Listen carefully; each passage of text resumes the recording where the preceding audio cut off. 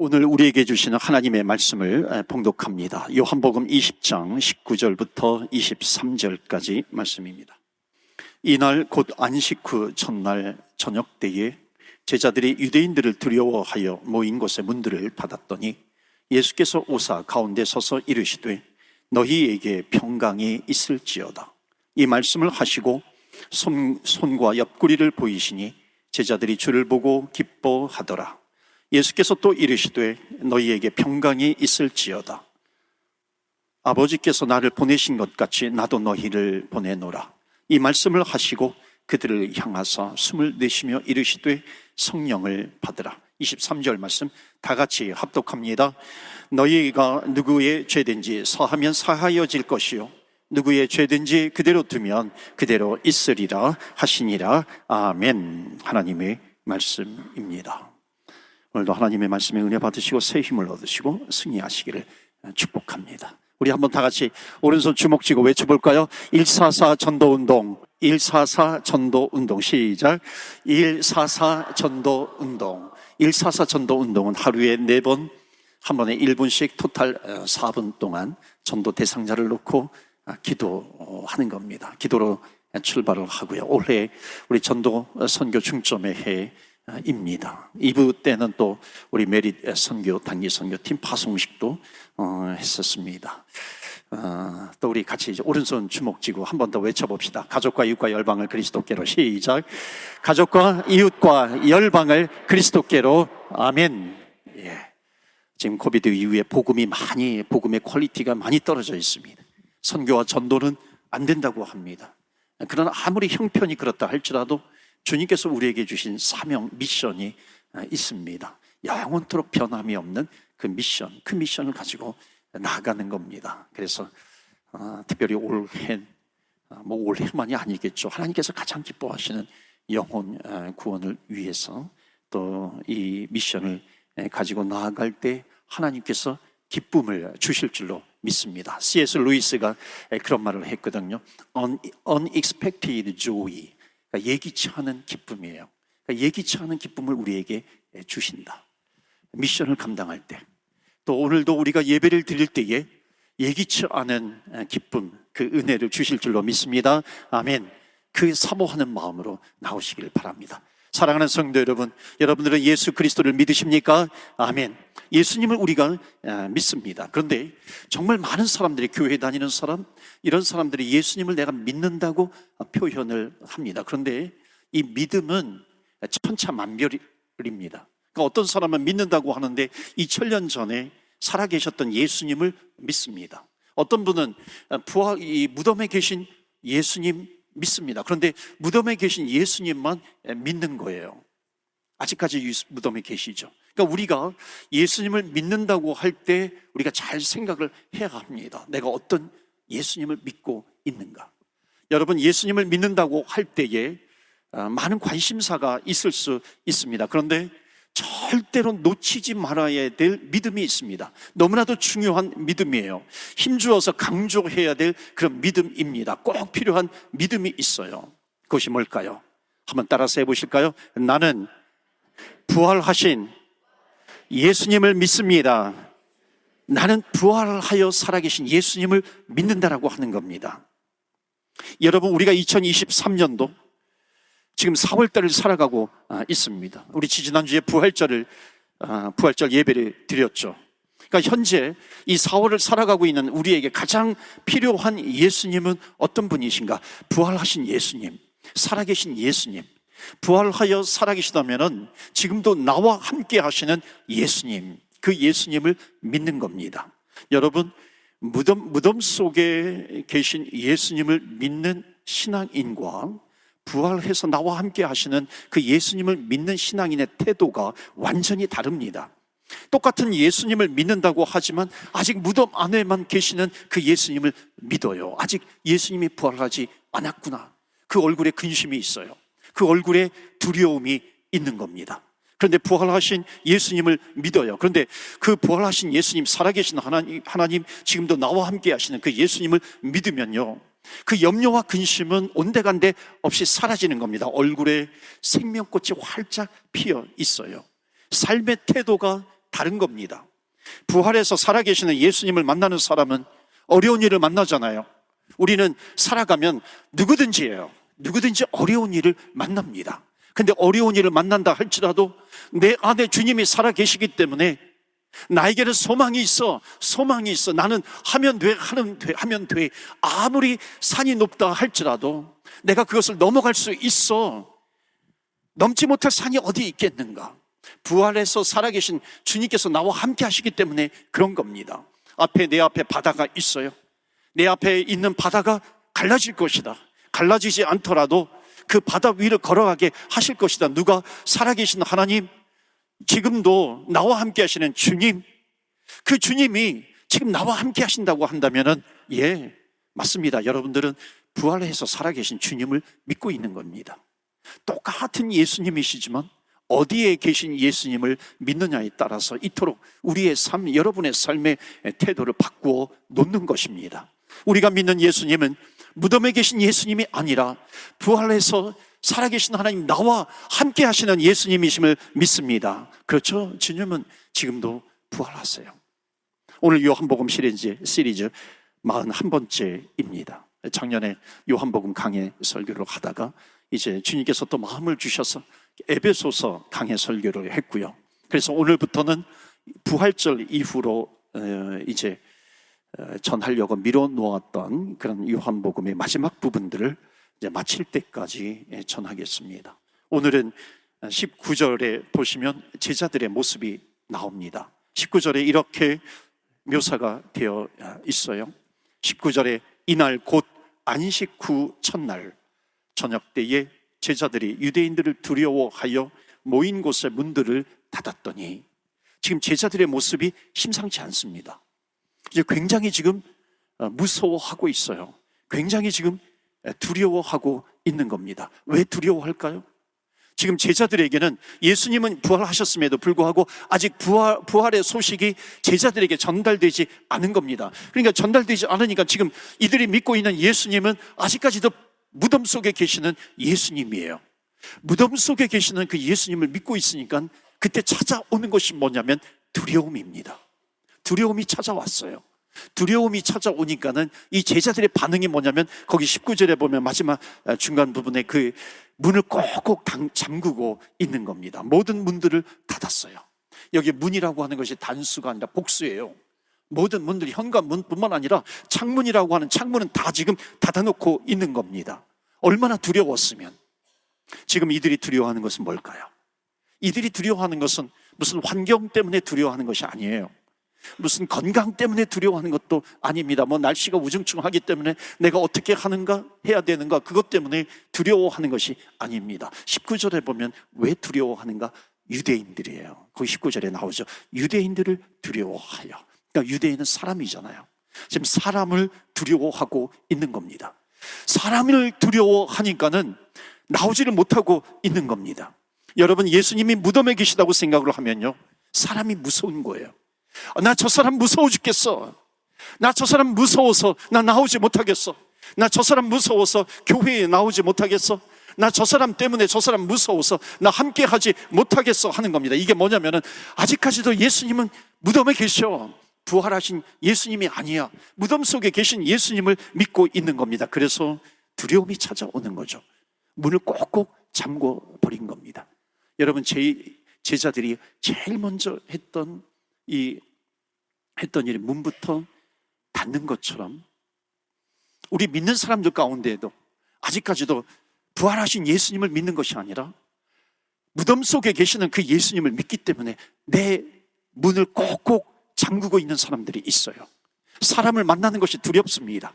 마음의 문을 절대로 열지 못해요. 철저하게 모든 문들을 다 닫고 사는 사람들이 있습니다.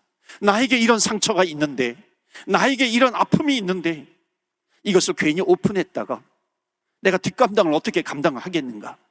내가 이민 생활하면서 사람들에게 당한 일이 얼마나 많은데 내가 바보같이 내 속내를 다 드러냈다가 사람들한테 또 당할 텐데 그것을 내가 어떻게 감당해? 그러니까 지금 무덤 속에 계신 예수님을 믿고 있는 겁니다. 그러니까 무덤 속에 예수님이 계시니까 나의 모습에 대해서, 나에 대해서 나라도 챙겨야지, 내가 챙겨야지 꼭꼭 잠궈놓고 있는 겁니다. 여러분, 교회를 다니면서도요, 예수님을 믿는다고 한다면서도 두려움이 있어요. 걱정이 있어요. 염려가 가득해요. 사람 만나는 게 두려운 겁니다. 그건 뭐예요? 무덤에 계신 예수님을, 나는 아직까지도 그 예수님을 믿고 있어요, 그렇게 말하는 겁니다. 사람들에게 상처를 받았어요. 여러 가지로 상처가 있어요. 마음의 문들을 꽉꽉 닫아놓고 있죠. 참으로 안타깝습니다. 그런데 사랑하는 성도 여러분, 예수님은 부활하신 예수님입니다. 부활하여 살아계신 예수님, 믿는 사람들은 누구냐면 무덤 속에 계신 예수님을 믿는 것이 아니라 부활해서 살아계신 예수님, 그 지금 나와 함께 하시는 그 예수님을 믿는 사람이에요. 이게 믿는 사람들입니다. 여러분, 우리는 문들을 열어야 돼요. 어떻게 열 수 있어요? 부활하신 예수님을 믿으면 우리의 문들을 열 수 있다는 겁니다. 예수님이 살아계시니, 지금도 나와 함께 하시니, 여러분 믿으십니까? 주님이 나와 함께 하세요. 그렇기 때문에 나는 문을 열 수 있습니다. 여러분, 문을 여는 것의 첫 출발이 뭐냐면, 내가 문을 열면 그 문이 상처의 문이든지, 사람을 만나는 문이든지, 사람을 만나지 못하게 하는 그런 문이든지, 비록 그 문을 열면 화살이 날라와요. 화살이 날라온다 할지라도, 돌이 날라온다 할지라도 살아계신 예수님이기 때문에 그것을 주님께서 막아주실 것이고, 내가 예전에는 내가 받은 상처 때문에 그 상처가 나를 꽉꽉 싸매고 있어서 내 마음의 문을 열지 못했는데, 지금은 예수님이 살아계시니, 여러분 아멘이십니까? 주님께서 부활해서 살아계시기 때문에 그 상처도 그 부활하신 주님께 맡기면 된다는 겁니다. 주님께 맡기면 주님께서 내 상처를 치유해 주실 것이고, 그 상처도 회복시켜 주실 것임을 믿습니다. 그렇기 때문에 사랑하는 성도 여러분, 심리학에서 그러죠. 나를 꽁꽁 싸매고 있는 것은 마치 케이브, 동굴 안에 나를 가둬놓고 있다는 겁니다. 여러분, 그 동굴 안에서 나오시기 바라요. 동굴 안에서 나오시는 방법은 뭐냐면, 예수님은 무덤에 계시는 분이 아니라 사망 권세를 이기시고 부활하셔서, 그 예수님은 지금도 살아계셔요. God is alive, Jesus is alive. 주님은 살아계셔서 God is with me, 나와 함께 계세요. Right now, forever, 영원토록 나와 함께 하시는 예수 그리스도, 그 예수님이 나와 함께 계시다라고 하는 겁니다. Jesus is almighty, almighty God, 전능하신 하나님. 우리가 믿는 하나님은 부활하신 하나님이에요. 무덤에 계신 주님이 아니시라고 하는 겁니다. 그렇기 때문에 그 주님께서는 하늘에 올라가셔서, 육신적으로는 부활하시고 승천하셔서 하늘에서 우리가 천국에 가서 거할 그 처소를 마련하고 계시는 것이고, 영적으로는 그 주님께서 살아나셔서 우리의 마음속에 계시다라고 하는 겁니다. 나와 함께 계세요. 그렇기 때문에 내가 무엇이 두렵겠느냐라고 하는 겁니다. 그러니까 부활하신 예수님을 믿는 사람은 그 얼굴에 두려움이 아니죠. 근심이 아니죠. 부활해서 살아계신 예수님이 나와 함께 하는 것인데, 여러분, 어찌 내 모습 속에서 부활하신 예수님이 보이지 않겠느냐 하는 겁니다. 사랑하는 성도 여러분, 부활하여 살아계신 주님이 나와 함께 하시는 줄 믿습니다. 아멘. 나와 함께 하시는 그 예수님께서 우리 가정에 함께하고 계세요. 우리 자녀들에게 함께하고 계세요. 그렇다면 우리 가정에 있는 모든 염려와 근심, 두려움은 다 떠나가게 될 줄로 믿습니다. 아멘. 내가 힘이 있어서, 내가 뭔가 가진 것이 있어서 내가 내 실력으로 두려움을 떠나가게 하는 것이 아니라, 부활해서 살아계신 주님께서 나와 함께 계시기 때문에 그 모든 것이 떠나간다라고 하는 그 믿음을 가지고 나아가는 사람, 부활해서 살아계신 주님을 믿는 겁니다. 여러분, 기쁨의 소식 알려드릴까요? 그 부활해서 살아계신 주님께서 우리에게 오실 때는요, 빈손으로 오지 않습니다. 그 문을 꼭꼭 잠그고 있는 그 제자들에게 그 부활하신 예수님께서 오실 때에 그 양손에 뭔가를 들고 오셨어요. 그것이 뭔지 아세요? 선물을 가지고 왔는데, 첫 번째가 뭐냐면 peace, 평강입니다. 평강의 선물을 너에게 주노라. 자, 예수님께서 꽁꽁 잠그고 있으니까 아마도 벽을 뚫고 오시든지 그렇게 하셨겠죠. 그러면서 하시는 말씀이 첫 번째로 19절이에요 21절입니다 19절, 21절 두 군데에 나오는데, 부활해서 살아계신 예수님께서 전 제자들에게 하신 말씀, 평강이 있을지어다, 평강이 있을지어다. 평강이에요. 평강, peace. 여러분, 지금 샬롬 이거죠. 여러분, 샬롬이라고 하는 것은 단지 유대인들이, 지금도 가면은요, 유대인들이 샬롬 그렇게 인사를 합니다. 여러분, 유대인들이 샬롬 하고 인사를 할 때 어찌 보면 그것이 헬로 하는 그런 인사이겠지만 여기에서 말씀하시는 그 샬롬은 그런 뜻이 아니에요. 그런 뜻만이 아니에요. 단지 헬로 그런 것만이 아닙니다. 제가 아내와 함께 한번 성지순례에 갔을 때 제가 놀란 적이 있었어요. 무엇 때문에 놀랬냐면, 유대인이 우리에게 오는데 이렇게 모자를 건네면서 동냥을 하는 겁니다. 놀란 게 첫 번째가 뭐냐면, 유대인들 가운데에도 거지가 있구나 하는 것에 놀랐어요. 성경에 보면 또 유대인 거지도 있잖아요, 그렇죠?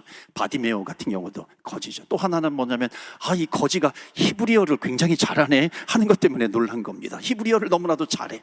저는 신학생 때 그렇게 히브리어를 공부하려고 해도, 암기하려고 해도 그 한 학기 두 학기 끝나고 나니까 외우기가 쉽지 않더라고요. 그런데 히브리어를 사용을 해요. 부럽기도 하더라고요. 그런데 여러분, 그 거지가 샬롬 그런 건 뭐겠어요?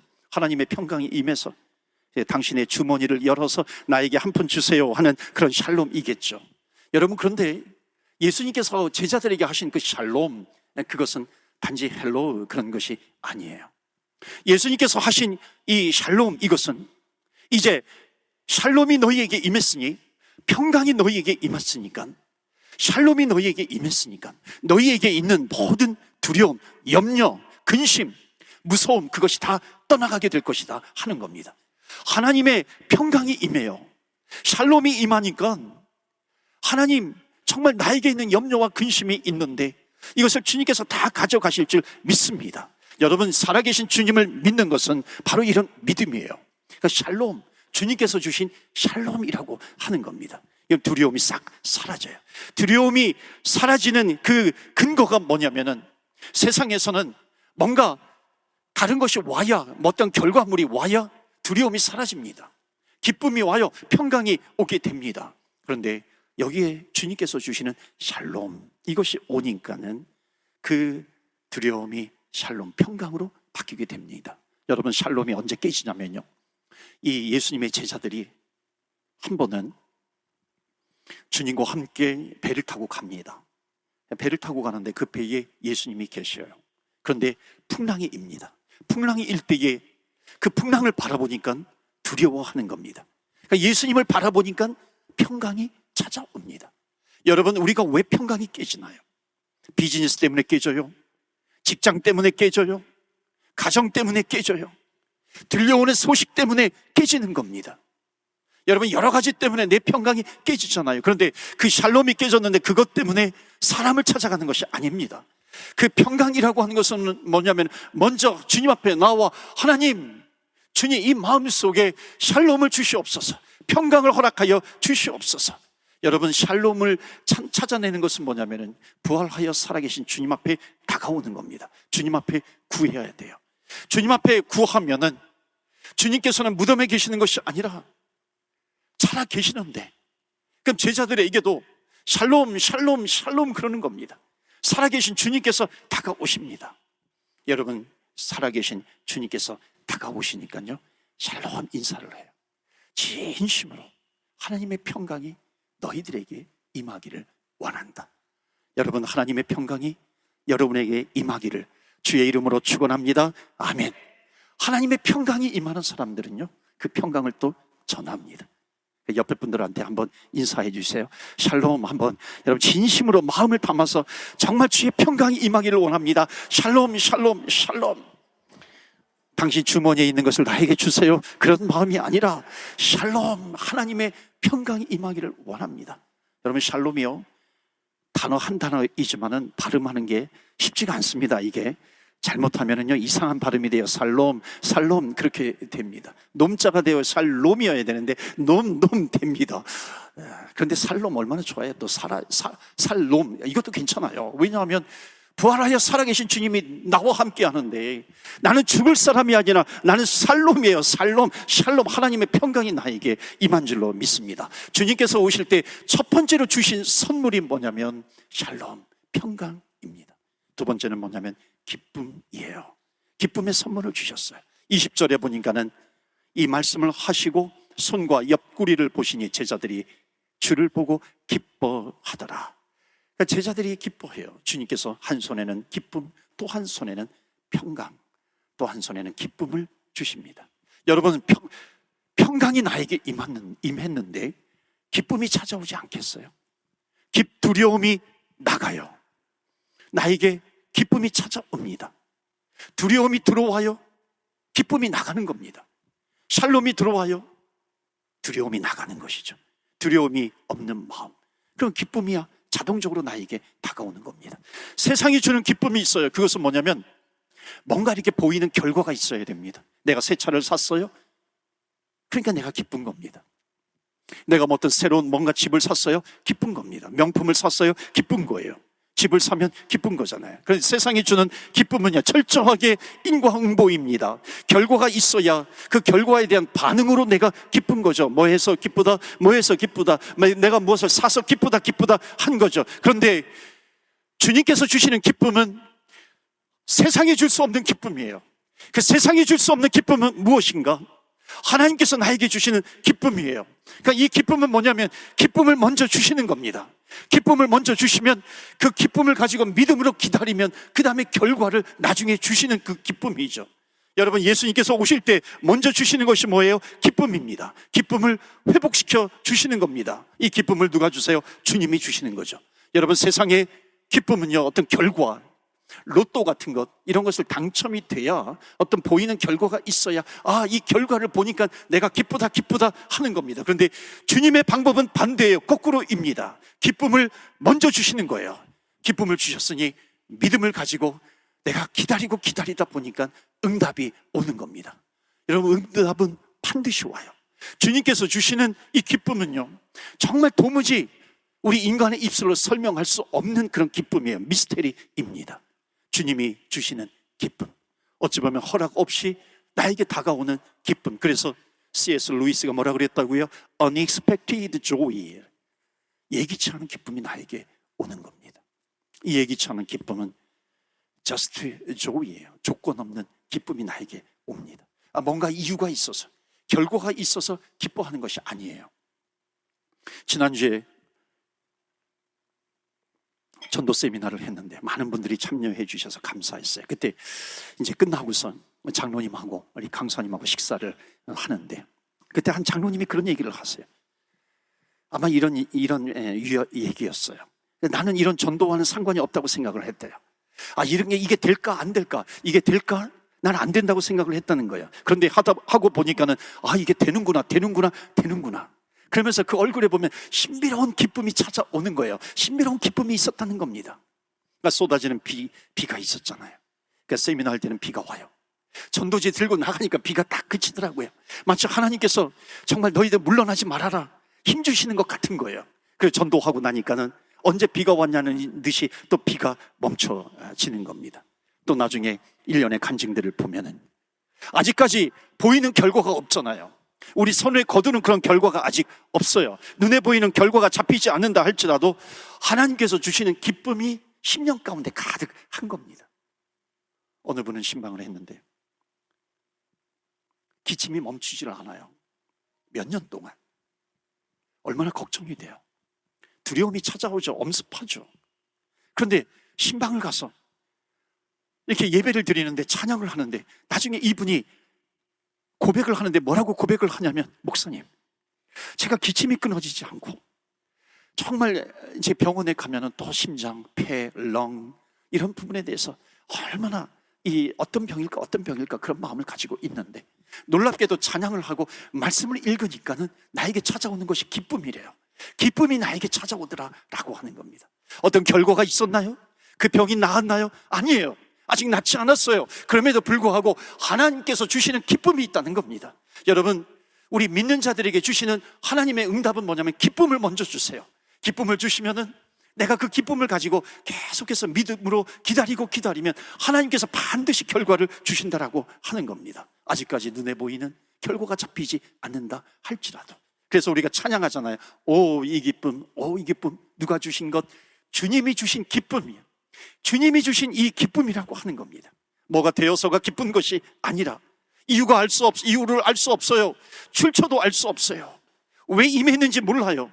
그런데 하나님께서 나에게 주시는 기쁨이 있는데 그 기쁨을 하나님께서 주시니까 기쁜 거예요. 이게 부활하여 살아계신 예수님, 그 부활하신 주님께서 나에게 다가오시니까 나에게 기쁨이 저절로 오는 겁니다. 여러분은 왜 우리에게 기쁨이 사라질까요? 예수님을 믿노라 하면서도 왜 기쁨이 사라지냐면 아직까지도 그 예수님은 무덤 속에 머물러 계세요. 무덤 속에 있는 예수님을 내가 믿는 거예요. 그러니까 두려움이 있죠. 그런데 그 주님께서 내 문을 여시고 나에게 오신다는 겁니다. 우리가 체험하는 것이 뭐예요? 정말 예수님이 부활하셨구나. 그렇지. 예수님은 무덤 속에만 머무르시는 분이 아니지. 그렇지. 예수님은 살아계셔서 지금도 나와 함께 하시는 그 예수님이시지. 예수님은 부활하셨다는 겁니다. 여러분, 이것을 믿게 되면은요, 이 주님이 나에게 오시면은, 그리고 평강이 있으라, 기쁨을 너에게 주노라. 이 기쁨은 우리에게 찾아오는 기쁨입니다. 여러분, 이민생활, 그런 얘기까지 들었어요. 지긋지긋한 이민생활, 광야 같은 이민생활이래요. 여러분 아세요? 광야에 기쁨이 널려 있다는 겁니다. 왜냐하면 믿음의 눈으로 보면 이런 광야는 돌을 그냥 던져도 돼요. 침을 탁탁 뱉어도요, 광야이기 때문에 괜찮다고 생각을 해요. 돌을 던져도 되는 거예요. 그러니까 광야에서는 기뻐하는 사람이 별로 없으니까 기쁨이 광야에는 널려 있다라고 하는 겁니다. 여러분, 우리가 똑같은 이민의 삶을 살면서도 우리 침 뱉는 인생이 아니라 기뻐하면서 살아가시는 저와 여러분 되시기를 축원합니다. 아멘. 우리의 인생은 이런 인생이 된다는 겁니다. 그러니까 주님께서 주시는 기쁨은 정반대예요. 세상은 응답이 되면 기쁨이 오지만 하나님은 기쁨을 먼저 주시고 응답입니다. 여러분, 기도를 해요. 기도를 내가 열심히 했어요. 문제를 가지고, 제목을 가지고 기도를 했는데 아직까지 나에게 기쁨이 없어요. 두려움이 나에게 와요. 아직까지 응답이 잘 안 되는 겁니다. 그런데 뭔가 눈에 보이지 않아요. 손에 잡히는 것이 없어요. 그런데 기도를 했는데 눈을 떠보니까 여전히 그 문제가 나에게 존재하고 있어요. 그런데 한 가지 달라진 것이 있어요. 그것은 뭐냐면 나에게 기쁨이 생겼다는 겁니다. 여러분, 이것이 응답이에요. 주님께서 주시는 것은 뭐냐면 기쁨 먼저, 그 기쁨을 가지고 기다리다 보면은 결과는 나중에 옵니다. 반드시 와요. 기쁨을 먼저 주시고 그리고 응답 결과는 나중에 옵니다. 세상은 결과 먼저, 그리고 기쁨 나중. 주님은 기쁨 먼저, 그리고 결과 나중입니다.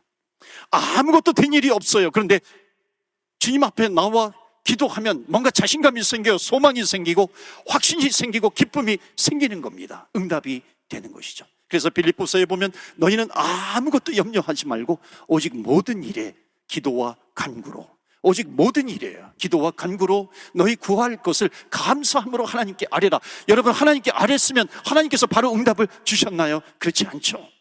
그리하면 모든 지각에 뛰어난 하나님의 평강의 샬롬이죠. 하나님의 평강이 그리스도 예수 안에서 너희의 마음과 생각부터 지키시리라. 마음과 생각부터 지키신다는 겁니다. 사랑하는 성도 여러분, 믿으십니까? 주님께서 우리에게 기쁨을 주시는 겁니다. 예수 안에 있는 기쁨이 있어요. 가장 큰 기쁨을 우리에게 주십니다. 그래서 마지막 세 번째는 주님께서 주시는 것이 뭐냐면 성령이에요. 성령을 주십니다. 22절에 보면 마지막에 성령을 받으라. 왜 기쁨을 주시고 평강을 주신 다음에 성령을 받으라 그랬을까요? 여러분, 내 힘으로 아무리 내가 평화를 찾으려고 해도 그 평화가 오지 않습니다. 내 힘으로 기쁨을 찾으려고 해도 그 기쁨은 절대 수평적으로 오는 그런 기쁨이 아닙니다. 그런데 성령이 임하여 성령으로 충만하면 그 내 힘으로 얻을 수 없는 그 평강, 그 기쁨을 얻을 수 있다는 것입니다. 그렇기 때문에 예수님께서 그 제자들에게 찾아오셔서 하시는 것이 뭐냐면 성령을 받아라, 성령을 받아라. 그러니까 성령을 받으면, 성령으로 충만하면 평안도 찾아오고 기쁨도 찾아온다는 것을 믿습니다. 그래서 성령을 받으라, 성령을 받으라. 오늘도 여러분의 삶에, 가정에, 사업에, 어떨 때는 망해가는 사업이에요. 어두워진 가정이에요. 깜깜해진 내 마음이 있어요. 아픔이 있어요. 그런데 주님께서, 부활하신 주님께서 나에게 찾아오시면 breathe out, 성령을 받으라, 성령을 받으라.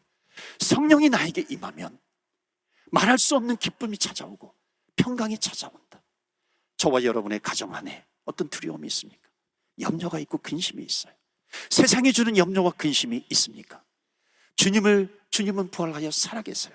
그 살아계신 주님을 만나게 되면 우리의 모든 염려와 근심, 두려움이 다 떠나가게 될 줄로 믿습니다. 아멘. 그래서 성령을 우리에게 주시겠다는 겁니다.